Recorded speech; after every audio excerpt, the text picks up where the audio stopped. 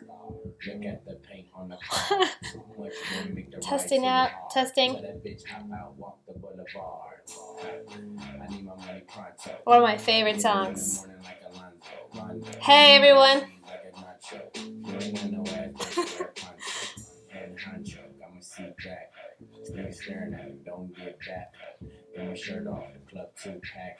Hey, welcome. I'm Allison Ramsey with Allison Ramsey Co, and we design and develop stunning websites and mobile apps. And today I want to talk to you about my money story. Yes, drop the peppermint. Drop the peppermint, because I don't have a mic. Just drop it. So I want to talk to you about my money story. And it all started, well, one defining moment started when I was about 3 years old. And going to preschool, I had to go to preschool because I asked too many damn questions. I was always asking questions, and I drove my mom crazy. She said, "It's time you go to preschool." Drop the peppermint. And my best friend's name was Michelle. Now, Michelle's father was the CEO of a lot of Hyatt hotels in the U.S. We were based in Austin. Our home base was Austin at that time. And Michelle's 3-year-old birthday party was held in the penthouse suite. Drop the peppermint. Yeah, in the penthouse suite of a Hyatt hotel in downtown Austin. And I didn't even know what a penthouse suite was at that time. I remember asking my mom, "What is a penthouse suite? What is a penthouse suite?" And she explained to me that it was a top floor of a hotel, and where you go and you have the whole top floor of the hotel to yourself.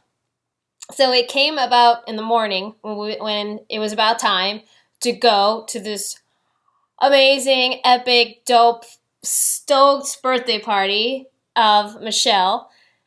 And my mom said, "So I'm going with you, right? And I'll get my sleeping bag and we're going to leave. We're going to leave early in the morning." And I said, "You know what, Mom? I really appreciate it, but I got this. I'm cool." She's like, "What?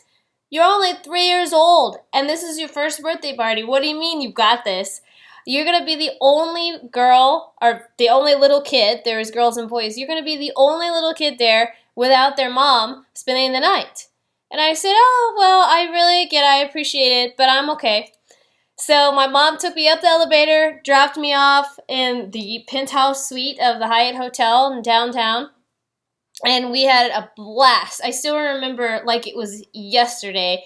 There was pizzas lined up along this really huge dining room table inside the penthouse suite, of course, and pizzas of every kind of flavor, every type of pizza you can imagine. Every kid's dream, right? Total dream. Amazing. I was like, this is exactly where I'm supposed to be. So we all went to sleep, and I remember waking up spontaneously and feeling like, wow, this is amazing. This is epic. This is exactly where I'm supposed to be. I actually got out of my sleeping bag and looked around and breathed and took it all in. And I remember everybody was asleep. I was the only person awake.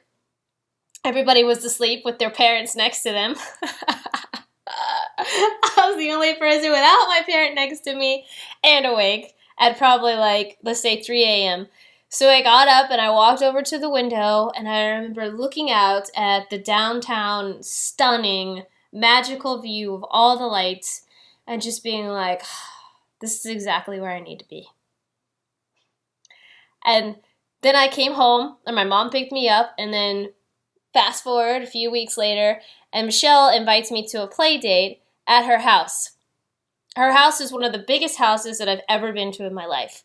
It's about 3 floors, or it is 3 floors, and the whole bottom 3rd floor was dedicated to Michelle. She is an only child, and there was all of her amazing toys, and I'm going to get to it, the train.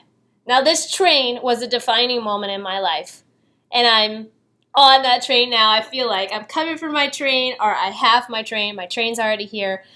But at certain parts in my life, I felt like I have been coming for that train. And so Michelle said, yeah, come on, I ride this train all the time, like, get on my train with me, let's have an epic, amazing time. So we get on it's a real metal train, built for toddlers, but still big, like life-size, on metal tracks that had wood paneling, so on like real train tracks inside of her house, at the bottom floor of her house. Peppermint drop. Damn! It was unbelievable. Amazing. And at some point, Michelle said, you know what, Allison? You're a guest here. You just ride this train as many times as you want. I'm going to go get us something to drink, and, like, you can keep riding this train. And I was like, fuck yeah, hell yeah.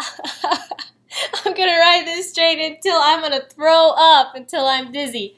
And I rode and I rode. I rode the train probably like 40 times by the time she came back with something to drink. And then I was like, okay, Michelle, that was epic. That was awesome. I've had my fill. And my mom came to pick me up, and I went home. And this is where it gets really juicy with my money story. My mom let me know, after I told her the whole epic dopeness, amazing story about the train, she let me know that Michelle and I were different. Michelle and I are different, she said. And I don't think that I'm going to allow you to go to Michelle's house anymore, because you don't need a train.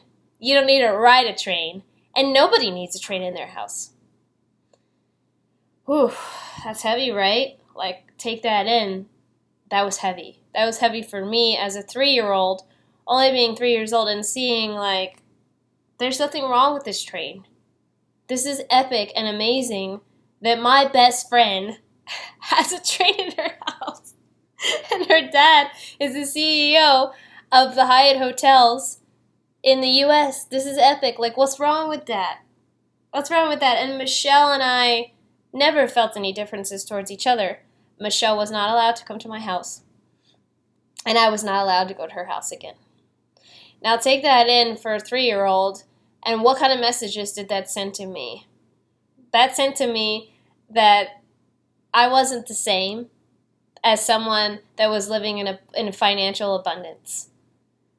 My area that I lived in, I saw robberies, prostitution, and drug deals. And then, what did that translate into? What I felt inside, I felt financial abundance. I felt that's exactly where I needed to be and exactly where I belonged when I was at Michelle's birthday party. I felt at home with her. I felt no difference from her. But what was on the outside, I saw suffering. I saw that unless you suffer and raise your hand, you probably have seen the same thing in your family, a lot of you.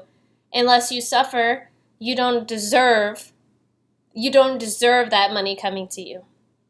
Unless you suffer, you don't deserve that money coming to you. And even if you do suffer, you don't need that luxury car or a big house or a vacation. You don't need exactly what you want and what you desire. So instead of being in flow, I was shown that you're supposed to suffer in order to be financially abundant. So that like even just makes me tight, like just talking about it. So what did that create for me in my money story? That created for me at some point in my life. Right now, I'm in financial abundance, and I feel like I'm riding that fucking train. I'm okay with that train now. I'm completely okay with it. But growing up inside that money story of seeing you have to suffer and sacrifice. And even if you do suffer and sacrifice, you don't need those expensive shoes, and you don't necessarily need that luxury car. And what was inside of me, this emperor mentality, this is why I'm opening the Emperor University in July, this abundance mentality, this powerhouse inside of me, this powerhouse and this voice and telling me, you don't necessarily need to suffer every time to get what you want. You don't necessarily need to be arguing in every relationship to get exactly what you want. Life doesn't have to be a struggle. Now, this created for me a lot of resistance within my family, and then telling me over and over again, you're being too loud, you're dreaming too big, you do things in a poshy way, or why do you feel like you have to live in another country? Why do you feel like you had to travel? And a lot of resistance coming from my own family. And even people not including me in their wedding party because they felt jealous of me or upset that I traveled so much and that I had to see the world and I had this thirst. And that I've been invited, since Michelle, I've been invited to amazing, posh, beautiful parties spontaneously. I have financial abundance all around me, and I always have. But this created in me, I'll be honest with you, a lot of anger. Because what was outside of me, what was in this bubble outside of me, I was seeing poverty. And I was seeing lack mentality. And I was seeing a lot of suffering where I grew up. And I was not feeling like there was really a place where I fit in.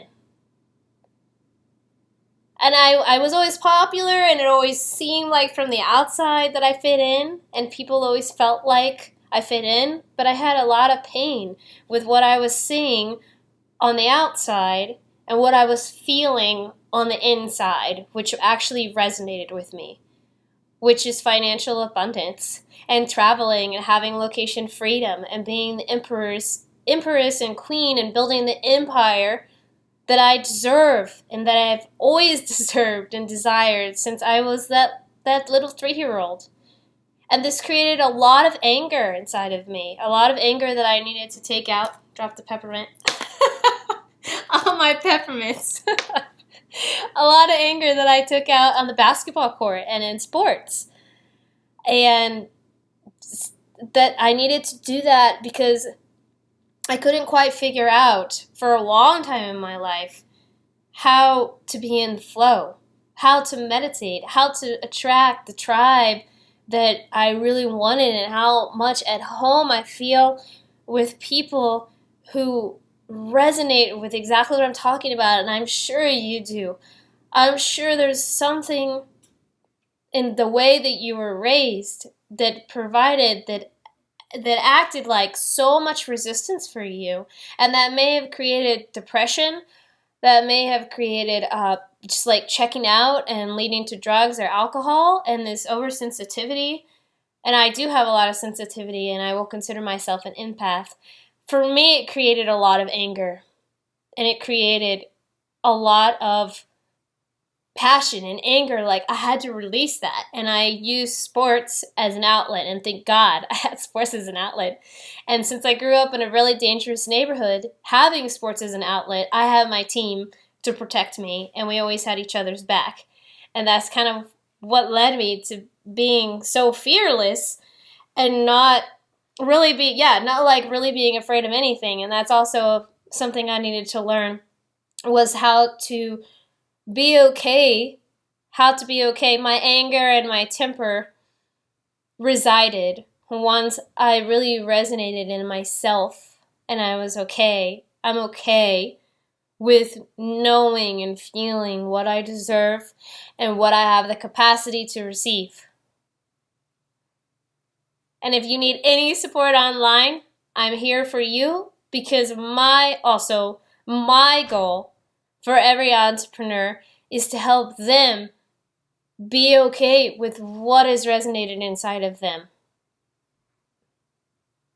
and overcoming any blocks that you may have, because I almost guarantee you that I've had some similar blocks as you have right now, of something that is blocking you from financial abundance, or blocking you from intuitively launching your online business.